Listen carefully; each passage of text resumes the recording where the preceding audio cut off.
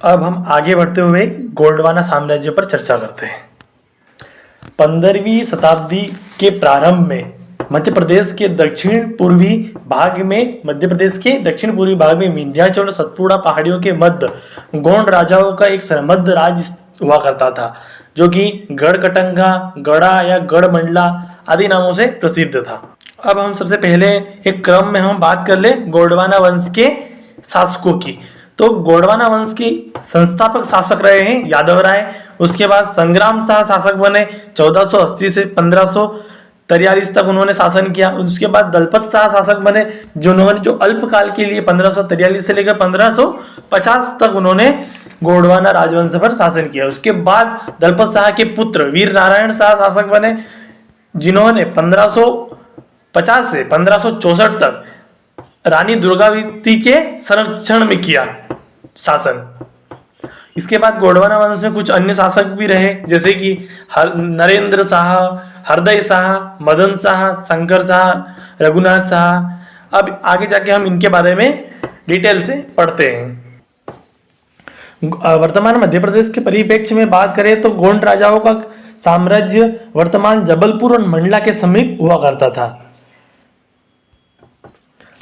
अब दिल्ली सल्तनत में खिलजी वंश के पतन के पश्चात दिल्ली सल्तनत की राजनीतिक अस्थिरता का लाभ उठाते हुए गोंड जनजाति के मुखिया यादव राय ने जबलपुर के समीप गढ़कटंगा में गोंडवाना साम्राज्य की स्थापना की। यानी कि जो यादव राय थे, उन्होंने गोंडवाना राजवंश की राजधानी गढ़कटंगा को बनाया था। और फिर यादव राय के बाद पहले प्रतापी शासक के रूप में संग्राम शाह 1480 में गोंडवाना राजवंश की राजगद्दी पर बैठे पहले प्रतापी शासक रहे, जो कि एक साम्राज्यवादी प्रवृत्ति के व्यक्ति हुआ करते थे। इन्होंने अपने साम्राज्य का विस्तार किया और अपने आसपास के लगभग 52 गढ़ों को जीता। और इसके उपलक्ष्य में, यानी कि इन 52 गढ़ों को जीतने के उपलक्ष्य में संग्राम शाह को 52 गढ़ाधिपति की उपाधि धारण की। मतलब संग्राम शाह ने 52 गढ़ाधिपति की उपाधि धारण की थी इन 52 किलो अपने आसपास के 52 गढ़ों को जीतने के बाद। संग्राम शाह के शासनकाल में सर्वाधिक साम्राज्य विस्तार हुआ। इसके अंतर्गत हम बात करें तो जबलपुर, मंडला, सागर, दमोह, सिवनी, छिंदवाड़ा, बालाघाट, नरसिंहपुर और छत्तीसगढ़ में स्थित बिलासपुर क्षेत्र तक सम्मिलित थे। संग्राम शाह के समय जो 52 गढ़ थे, जो इतने इलाकों में विस्तृत थे। संग्राम शाह ने अपने शासनकाल में बाजना मठ, चौरागढ़ का किला, गढ़कटंगा के समीप एक तालाब का निर्माण करवाया। संग्राम शाह ने बाजना मठ, चौरागढ़ का किला और गढ़कटंगा के समीप एक तालाब का निर्माण करवाया था। संग्राम शाह ने सिंगौड़गढ़ को गोंडवाना साम्राज्य की राजधानी बनाया। यानी कि जब संस्थापक शासक की बात करें तो यादव राय ने गढ़कटंगा को राजधानी के रूप में स्थापित किया था। उसके बाद संग्राम शाह ने सिंगौरगढ़ को गोंडवाना साम्राज्य की राजधानी के रूप में स्थापित किया। संग्राम शाह ने रस रत्नमाला ग्रंथ की रचना की, जो कि एक संगीत से संबंधित ग्रंथ है। रस रत्नमाला ग्रंथ की रचना किसने की थी? संग्राम शाह ने की थी। इस प्रकार संग्राम शाह के शासनकाल में गोंडवाना राजवंश का अत्यधिक विस्तार हुआ। अब आगे हम जाके बात करें तो संग्राम शाह की मृत्यु 1543 में हो गई। इसके बाद इनके संग्राम शाह के 2 पुत्र थे, एक तो था दलपत शाह और दूसरा था चंद्र शाह। तो संग्राम शाह की मृत्यु के बाद 1543 में अपने ज्येष्ठ पुत्र दलपत शाह गोंडवाना राजवंश की राजगद्दी संभाली। और दलपत शाह ने 52 गढ़ों में से, यानी कि संग्राम शाह द्वारा जीते गए 52 गढ़ों में से 10 गढ़ अपने भाई चंद्र शाह को प्रदान किए। और अब वह 42 गढ़ों पर दलपत शाह ने शासन किया। दलपत शाह की बात करें तो दलपत शाह की रानी दलपत शाह का जो विवाह था चंदेल राजवंश की राजकुमारी महोबा के चंदेल वंशी राजकुमारी किरत सिंह चंदेला की पुत्री दुर्गावती से इनका विवाह हुआ। दलपत शाह का एक पुत्र था वीर नारायण शाह। अब दलपत शाह अल्पकाल के लिए शासक बने थे, मतलब कि अल्पकाल के लिए लगभग उन्होंने 7 वर्ष तक गोंडवाना राजवंश को संभाला। दलपत शाह की अल्पकाल में 1550 में आकस्मिक मृत्यु हो गई। उस समय उनका पुत्र वीर नारायण शाह मात्र 5 वर्ष का था, यानी कि जो उनका पुत्र वीर नारायण शाह मात्र 5 वर्ष था, और रानी दुर्गावती मात्र 33 साल की उम्र में विधवा हो गई। अब रानी ने गोंडवाना राजवंश की सुरक्षा करना उन्होंने अपना सबसे पहला कर्तव्य समझा। तो अपने 5 वर्षीय पुत्र वीर नारायण शाह को गद्दी पे बिठाया और उनकी संरक्षक के रूप में उन्होंने कार्य किया। अतः 1550 में वीर नारायण शाह ने गोंडवाना राजवंश की गद्दी संभाली। अब बात करें रानी दुर्गावती की। रानी दुर्गावती महोबा के चंदेल वंशी शासक कीरत सिंह चंदेल की राजकुमारी थी, जिनका विवाह दलपत शाह से हुआ और वह 33 साल की उम्र में विधवा हो गई। उसके तत्पश्चात रानी ने वीर नारायण शाह को 5 वर्ष की उम्र में ही राजगद्दी पर बैठाया और उनकी संरक्षिका के रूप में कार्य किया। अपनी कुशल प्रशासन क्षमता और सैन्य क्षमता के आधार पर गोंडवाना साम्राज्य को समृद्ध शक्तिशाली बना दिया उन्होंने। आईने अकबरी का लेखक अबुल फजल कहता है कि रानी के समय गोंडवाना साम्राज्य इतना समृद्ध था। रानी के समय गोंडवाना साम्राज्य इतना समृद्ध था कि आम जनता जो कर लगान देती थी वो भी स्वर्ण मुद्रों के रूप में देती थी। यानी कि जो आम जनता थी वो लगान भी देती थी तो स्वर्ण मुद्रों के रूप में देती थी, और उपहार के रूप में हाथी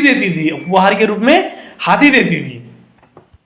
रानी के समृद्ध साम्राज्य को देखकर उनके शासनकाल में अनेक आक्रमण हुए। सबसे पहला आक्रमण की बात की जाए तो मियाना अफगानों ने उन पर आक्रमण किया, जो कि रायसेन जिले से आसपास थे। मियाना अफगानों की बात करें तो उनको रानी ने अपनी कुशल प्रशासनिक क्षमता से उन्होंने परास्त कर दिया और उन्हें बंदी बना लिया गया।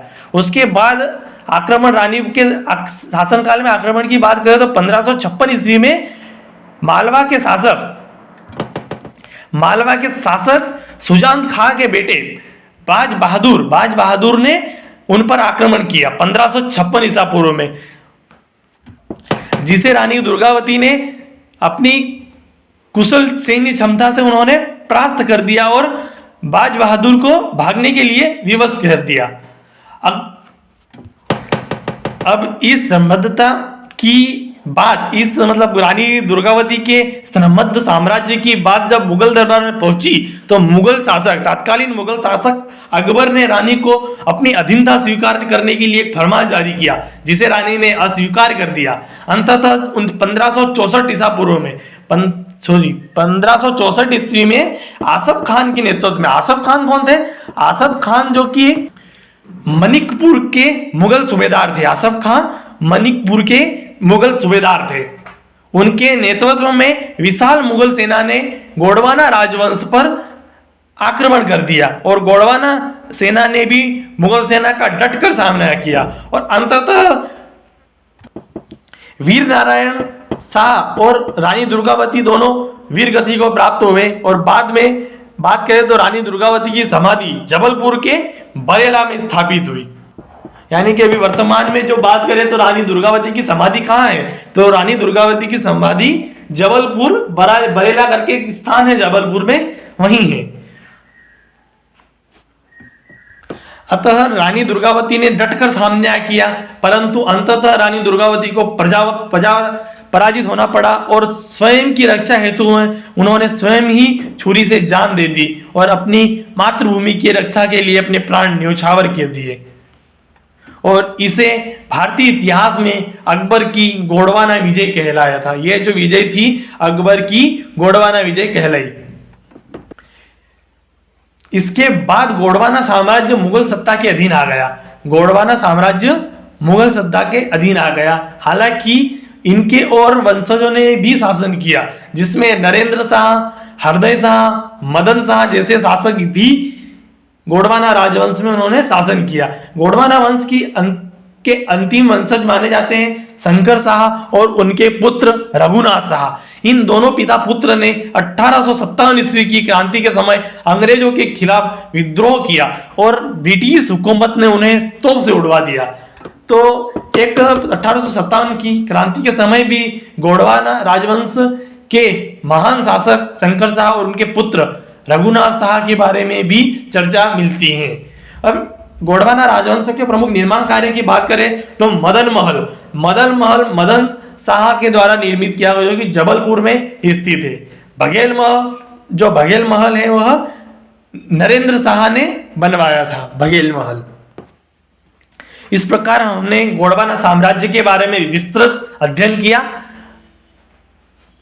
दलपत शाह की एक क्वेश्चन बन सकता है प्री में। दलपत शाह की मृत्यु के बाद रानी ने जो गढ़ा की राजधानी सिंगोरगढ़ से बदलकर चौड़ागढ़ कर ली थी। सिंगोरगढ़ की राजधानी किसने स्थापित करी? सबसे पहले राजधानी की बात करें तो जब संस्थापक शासक यादव राय ने गोंडवाना राजवंश की राजधानी गढ़कटंगा में स्थापित की थी। उसके बाद एक प्रतापी शासक हुए थे संग्राम शाह के समय में गढ़ा राजवंश की राजधानी सिंगोरगढ़ स्थापित हुई थी। उसके बाद रानी दुर्गावती के शासनकाल में दलपत शाह की मृत्यु के बाद 1550 के बाद रानी ने सिंगोरगढ़ से राजधानी बदलकर चौड़ागढ़ स्थापित कर ली।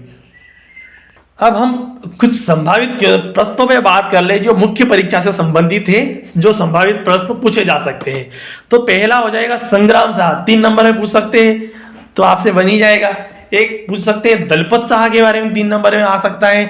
रानी दुर्गावती के बारे में 3 नंबर में, 5 नंबर में और 11 नंबर, तीनों में पूछा जा सकने वाला एक क्वेश्चन है और पूछे भी जा रहे हैं। इससे प्रीवियस क्वेश्चन आप उठा के देखो, प्रीवियस पेपर के क्वेश्चन उठा के देखो तो वहां रानी दुर्गावती के बारे में हमेशा टिप्पणी 5 नंबर 6 नंबर में पूछी जा रही है। गोंडवाना राजवंश का उल्लेख करना है, 11 नंबर में पूछ सकता है पूरा गोंडवाना साम्राज्य का, जिसमें आप संस्थापक शासक के लेकर शंकर शाह और रघुनाथ शाह तक आप वर्णन करोगे। रानी दुर्गावती की उपलब्धियों पर चर्चा करोगे। रस रत्नमाला के रूप में 3 नंबर में अगर आपसे पूछा जा सकता है क्वेश्चन। शंकर शाह 3 नंबर में पूछ सकते हैं आपसे। रघुनाथ शाह के बारे में 3 नंबर से पूछ सकते हैं। इस प्रकार कुछ संभावित क्वेश्चन है जो कि आपको स्लाइड के माध्यम से शो हो रहे होंगे, तो आप इन पर एक पूरा वीडियो देखने के बाद आप स्वयं ही कोशिश करना कि आप इसे लिख पाओ। प्री में इससे संबंधित क्वेश्चन क्या पूछा जा सकता है कि गोंडवाना राजवंश के संस्थापक शासक कौन थे? तो कौन थे? यादव राय। गोंडवाना राजवंश के संस्थापक शासक कौन थे? यादव राय। अगला प्रश्न पूछ सकते हैं आपसे कि रस रत्नमाला ग्रंथ की रचना किसने की थी? रस रत्नमाला ग्रंथ की रचना किसने की थी? तो संग्राम शाह। यह भी पूछा जा सकता है कि रस रत्नमाला ग्रंथ किससे संबंधित है? तो संगीत ग्रंथ है, एक यह संगीत ग्रंथ है। गोंडवाना राजवंश की राजधानी सिंगोरगढ़ किसने बनाया? तो हम गोंडवाना राजवंश की जो राजधानी गढ़कटंगा से सिंगोरगढ़ कौन लाए थे? संग्राम शाह लाए थे। संग्राम शाह ने राजधानी सिंगोरगढ़ बनाई थी और रानी दुर्गावती ने सिंगोरगढ़ से बदलकर चौड़ागढ़ कर ली थी। इस प्रकार से आपसे क्वेश्चन पूछे जा सकते हैं कि रानी दुर्गावती किस वंश से संबंधित थी? तो चंदेल वंश से संबंधित थी। चंदेल राजकुमारी हुआ करती थी। रानी दुर्गावती की समाधि स्थल कहाँ है? तो रानी दुर्गावती का समाधि स्थल जबलपुर के निकट बरेला के पास है। और रानी दुर्गावती ने अपनी वीरगति को कब प्राप्त हुए थे? तो रानी दुर्गावती वीरगति को 24 जून 1564 को प्राप्त हुए थे। मुगल शासक अकबर के सेनापति आसफ खां के विरुद्ध युद्ध लड़ते हुए अपने स्वाभिमान की रक्षा हेतु उन्होंने स्वयं ही कटार से अपनी जान ले ली थी। इस प्रकार हमने गोंडवाना राजवंश को समाप्त किया है। आगे मिलते हैं हम अगले राजवंश के साथ, जो कि होगा